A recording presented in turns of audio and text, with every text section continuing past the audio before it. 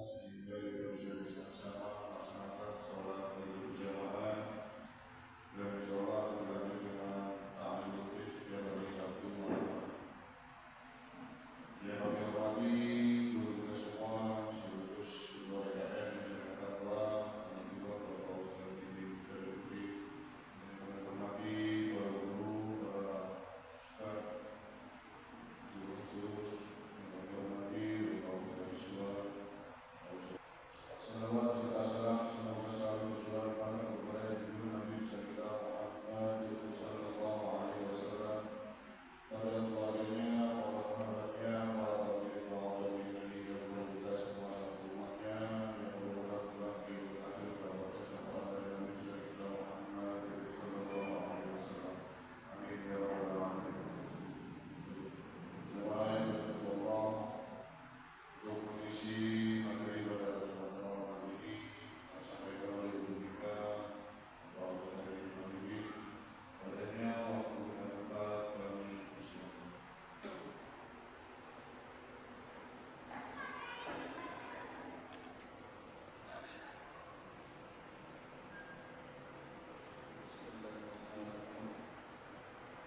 Assalamualaikum warahmatullahi wabarakatuh. Waalaikumsalam. Alhamdulillah Rabbil alamin, wa bihi nasta'inu ala umuri dunya waddin, wassalatu wassalamu ala ashrafil anbiya'i wal mursalin wa ala alihi wa sahbihi ajma'in. Asyhadu an la ilaha illallah wahdahu la syarika lah, wa asyhadu anna Muhammadan abduhu wa rasuluh la nabiyya ba'da, amma ba'd. Faya ayyuhal mu'minun usikum wa iyaya bitaqwallah, fa inna taqwa hiya wasiyatullah azza wa jalla lil awwalina wal akhirin. Kama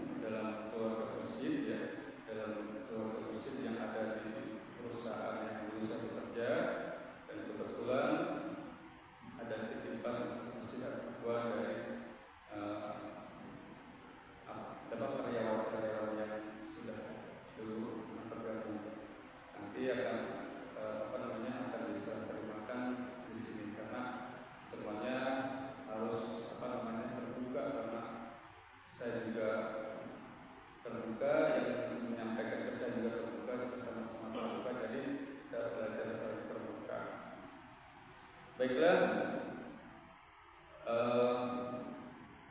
pada kesempatan ini saya akan membacakan hadis-hadis Rasulullah yang berkaitan tentang imam. Mengapa? Karena kita semua tahu ya bahwa imam itu adalah pemimpin sholat. Kita semua bisa menjadi makmum, tapi tidak semua bisa menjadi imam. Jadi mari kita sama-sama belajar tentang imam yang ada di hadis-hadis Rasulullah yang ada di buku yang saya pegang ini. Hadis yang pertama yaitu temanya yaitu bicara ketika imam sedang berkhutbah. Rasulullah sallallahu alaihi wasallam bersabda, Hadisul Abi Hurairah radhiyallahu anhu, anna Rasulullah sallallahu alaihi wasallam qala, idza qulta li sahibika anshid yaumal jum'ah wal imamu yakhutubu faqad balagh, yang artinya diriwayatkan oleh Abu Hurairah radhiyallahu anhu, katanya Rasulullah sallallahu alaihi wasallam telah bersabda, apabila engkau berkata kepada temanmu diamlah pada hari Jumat, padahal imam sedang berkhutbah, maka kamu benar-benar telah melakukan satu perkara yang sia-sia. Hadis riwayat Al-Bukhari.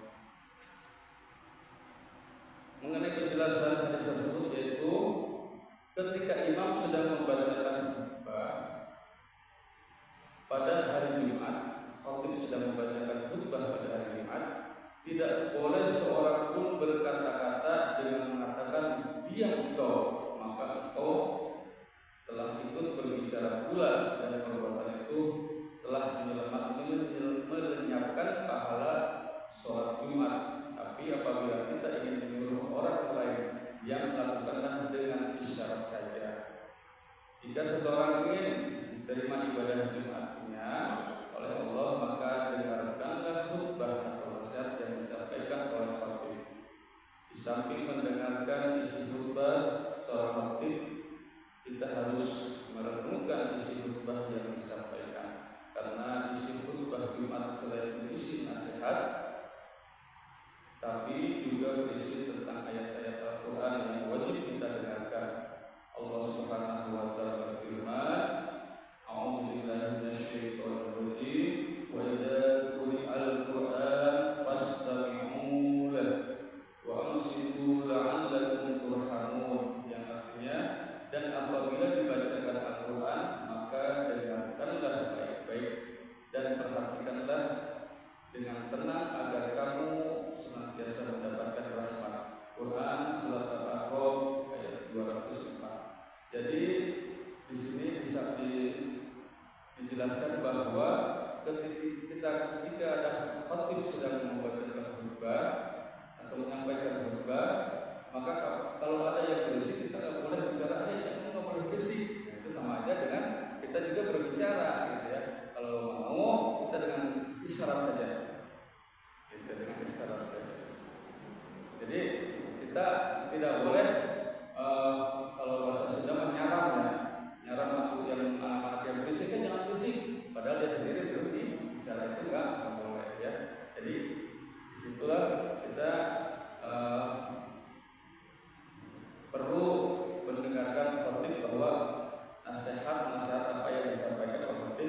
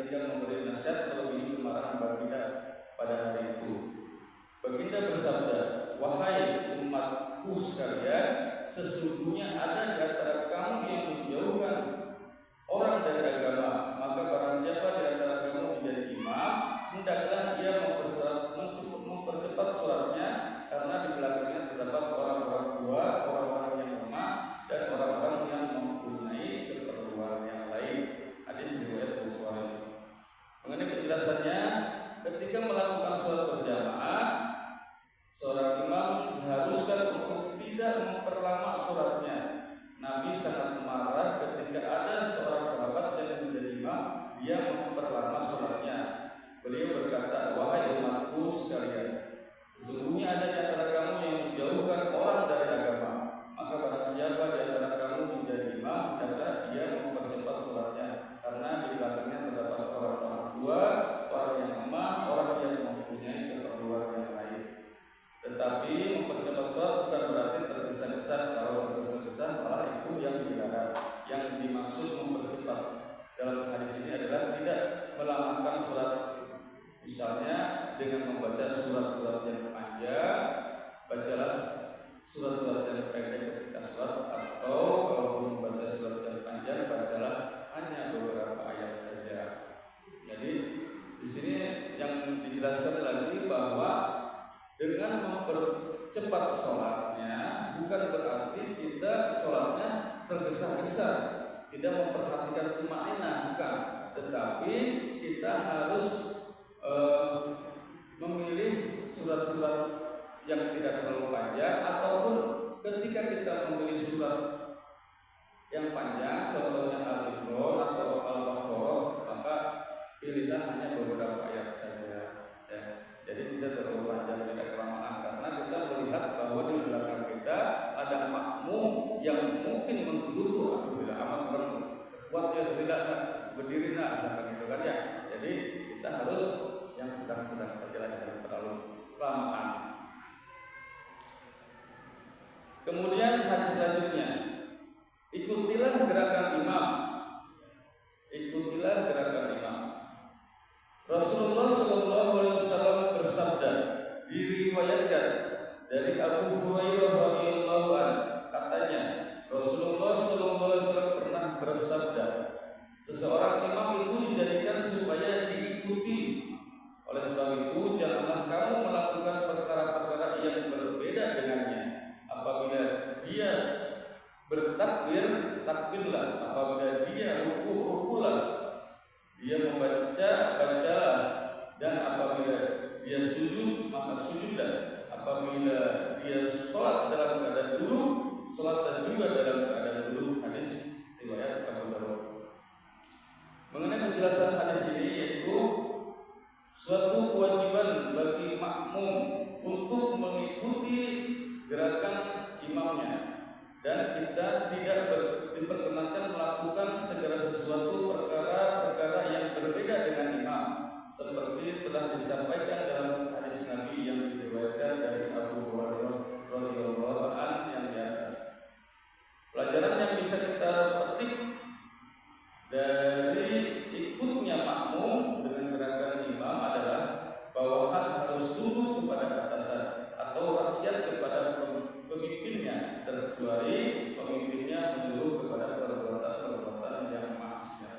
Jadi diibaratkan bahwa di sini seorang imam itu adalah pemimpinnya. Jadi rakyat harus menurut kepada pimpinannya. Jadi sholat itu adalah pimpinan yang memimpin sholat, jadi kita harus ikut kepada imam. Jadi kalau imamnya berdiri ya berdiri, kalau imamnya duduk ya duduk. Jadi kita harus mengikuti gerakan imam. Jadi diibaratkan bahwa seorang anak buah mengikuti gerakan imam. Gerakannya anak buah mengikuti atasannya gitu ya, pimpinannya. Kalau imamnya dulu harus ikut dulu dia. Nah di situ kan khilafiyah ya Pak ya. Khilafiyah di situ perbedaan pendapat. Kalau saya yang saya kunut ya kunut, kalau saya kalau berbeda khilafiyah ya kita sama itu kan perbedaan khilafiyah ya pendapat. Di sini tidak dijelaskan kunut atau enggak kunut Pak ya. Jadi di sini berdiri sama duduk. Kalau imamnya duduk duduk, kalau imamnya berdiri berdiri. Tidak ada istilah kunut atau apa.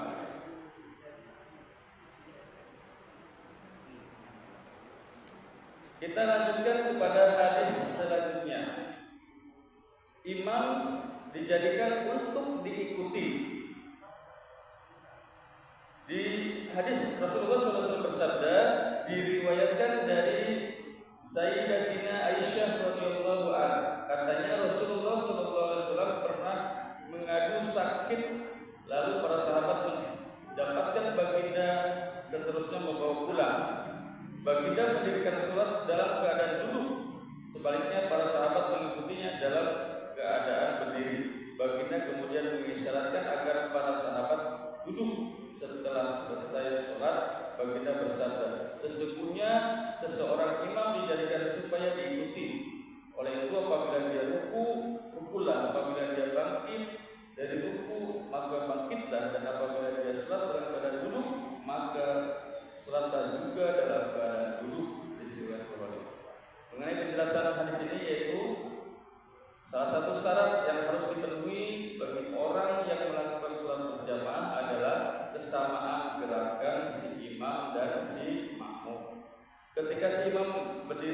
maka si makmum pun harus berdiri dan seterusnya. Dan ketika imam memimpin sholat dalam keadaan duduk, maka makmum pun harus mengikuti. Ini terjadi ketika Nabi sedang sakit dan memimpin sholat dengan posisi duduk, sedangkan para sahabat menjadi makmum berdiri. Setelah sholat Nabi bersabda, sesungguhnya seseorang imam itu dijadikan supaya diikuti. Oleh karena itu apabila dia ruku maka rukulah, apabila dia bangkit dari ruku maka bangkitlah, dan apabila dia sholat dalam keadaan duduk maka sholatlah juga dalam keadaan duduk. Dan di sini dijelaskan bahwa apabila imamnya sedang sakit, ya, bahwa Rasulullah pernah sakit, ya, di sini dijelaskan bahwa keterangan bahwa ada kisah Rasulullah sedang sakit. Beliau itu sholatnya dalam keadaan duduk dan makmumnya berdiri, gitu. Maka Rasulullah kemudian memberitahukan kepada para sahabatnya bahwasanya seorang makmum itu harus mengikuti imamnya. Kalau imamnya duduk maka makmumnya pun harus duduk. Dan contohnya kalau Pak Ustaz Amin kalau lagi sakit, imamnya sholatnya makmumnya duduk, berarti makmumnya pun harus duduk, nggak boleh berdiri, ya.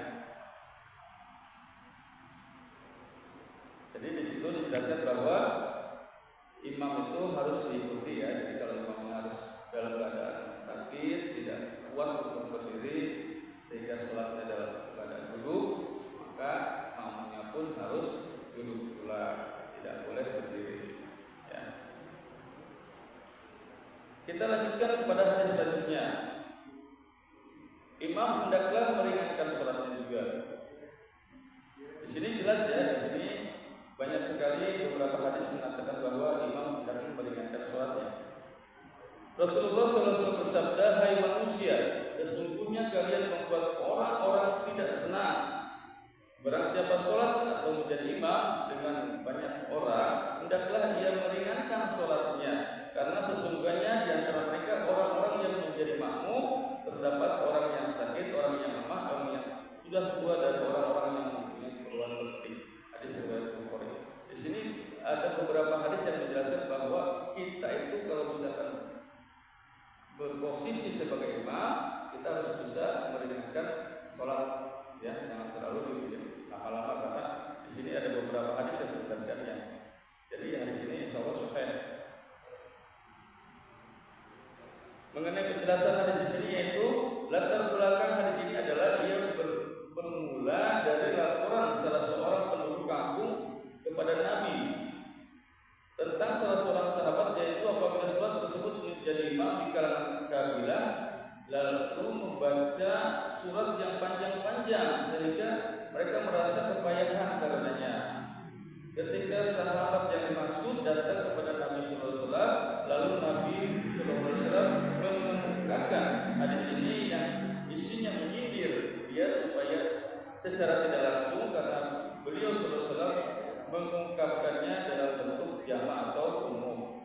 Demikian sifat beliau Rasulullah SAW yang bijaksana lagi pemalu, hingga apabila beliau menegur salah seorang dari sahabat, beliau mengemukakan dengan ungkapan yang tidak terang-terangan memojokkan, sehingga yang mendengarnya pun menerima dengan penuh kesadaran hati. Beliau sangat lembut dan kasih sayang. Diungkapkan oleh firman Allah Subhanahu wa taala dalam Al-Qur'an dalam surat Al-Imran ayat 159 yang artinya, maka disebabkan rahmat dari Allah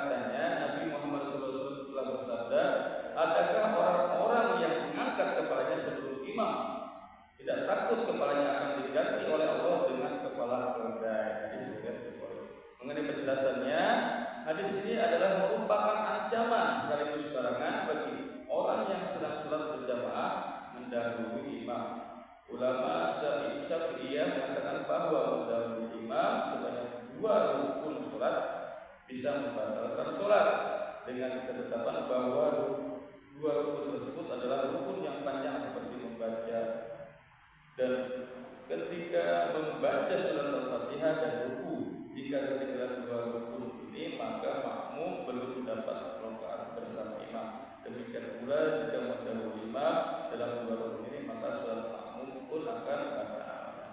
Jadi apabila tertinggal dua rukun, dua gerakan itu tidak dihitung rakaat. Sudah dijelaskan ya. Apabila kita misalkan datang imam Allahu Akbar, kita baru takbir, kemudian imam sudah ruku, sujud kita masih apa dia belum selesai, kita harus ikut sujud aja, tapi itu tidak bisa diikutkan sebagai satu rakaat gitu ya, tidak bisa dihitung dalam satu rakaat. Jadi kalau kita ketinggalan di situ dua gerakan maupun tiga gitu, jadi tiga gerakan, tidak misalkan ketinggalan, kemudian imam sudah ruku, kita masih berdiri, terus imam sudah sujud, kita tidak ikut sujud bareng, itu berarti gerakan itu satu rakaat, itu ketinggalan dua gerakan. Itu di sini keterangan di sini kan ketinggalan dua gerakan tidak termasuk hitungan satu rakaat. Jadi usahakan kalau itu mengejar lah ya, supaya sujudnya bareng gitu. Ketika kita makmum masuk Allahu Akbar, kita Fatihah belum selesai, sudah ruku, kita usahakan rada ngejar itu supaya bisa kita sujudnya bareng gitu. Itu masih itu satu rakaat. Ya, kalau kita tidak bisa sujud bareng udah bangun. Nah itu berarti ya mungkin kita harus mengikuti imam aja, tapi tidak bisa diikutkan satu rakaat ya.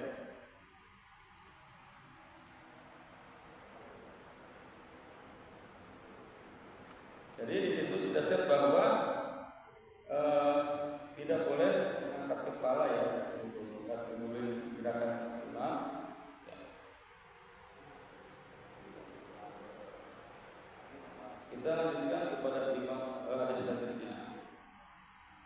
Di sini tentang temanya imam itu, ini hadis yang terakhir ya, hadis yang kedua lagi. Mengucapkan amin setelah imam mengucapkan.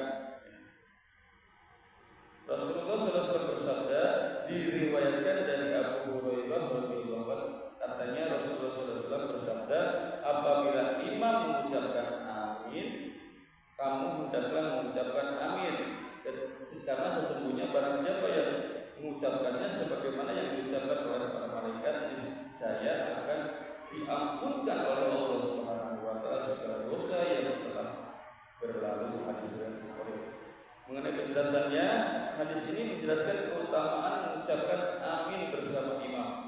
Setelah imam selesai membaca surat Al-Fatihah, maka imam membaca amin dan diiringi oleh makmum, dan pada saat itu para malaikat pun membaca amin berbarengan dengan imam. Maka apabila orang yang sholat berjamaah mengucapkan amin berbarengan dengan imam, itu sama dengan membaca berbarengan dengan malaikat, karena para malaikat pun membacanya pada saat itu. Jadi keutamaannya adalah akan diampuni dosa-dosa yang telah lalu. Maka ulama sayyidah membolehkan makmum membaca amin berbarengan dengan imam, walaupun makmum belum selesai membaca Al-Fatihah, yaitu ketika makmum mengikuti imam membaca surat Al-Fatihah dalam sholat yang menjelaskan bacaannya, dengan catatan tidak boleh mendahului imam atau berbarengan dengan imam ketika membaca surat Al-Fatihah. Jadi demikian. Jadi dianjurkan kita mengucapkan amin berbarengan dengan imam, insyaallah itu akan kita diampunkan dari berbagai beban dan segala dosa. Kemudian ada hadis yang terakhir tentang imam, yang satu lagi yang pantas untuk dijadikan imam sholat. Di sini ya, kita sama-sama belajar ya. Rasulullah SAW bersabda, orang yang patut mengimami kaum adalah di antara mereka yang paling banyak membaca kitabullah atau Al-Quran. Apabila mereka sama dalam hal membaca Al-Quran, maka orang yang paling mengetahui tentang sunnah apabila dalam pengetahuan sunnah sama, maka orang yang paling pertama berhijrah, dan apabila hal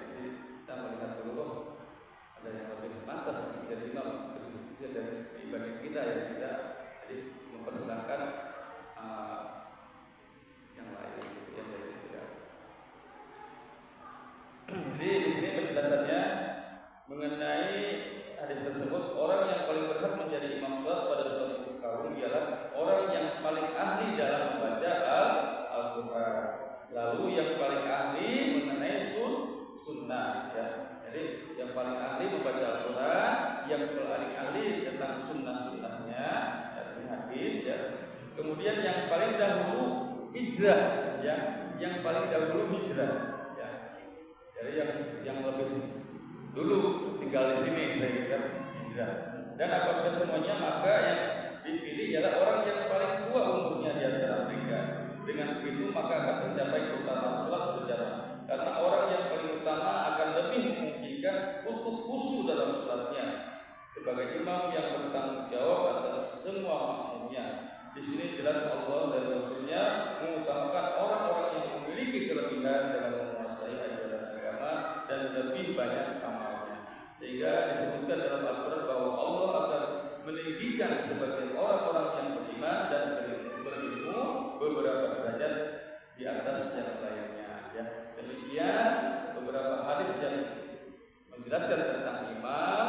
Ya. Mudah-mudahan kita semua bisa mengambil ilmunya sehingga bisa diamalkan dalam kehidupan kita. Belajar tentang hadis-hadis Rasulullah.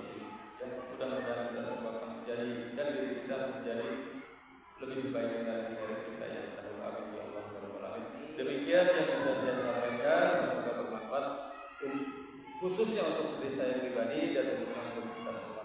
Saya tutup dengan wabillahi taufiq wal hidayah. Wassalamualaikum warahmatullahi wabarakatuh. Waalaikumsalam.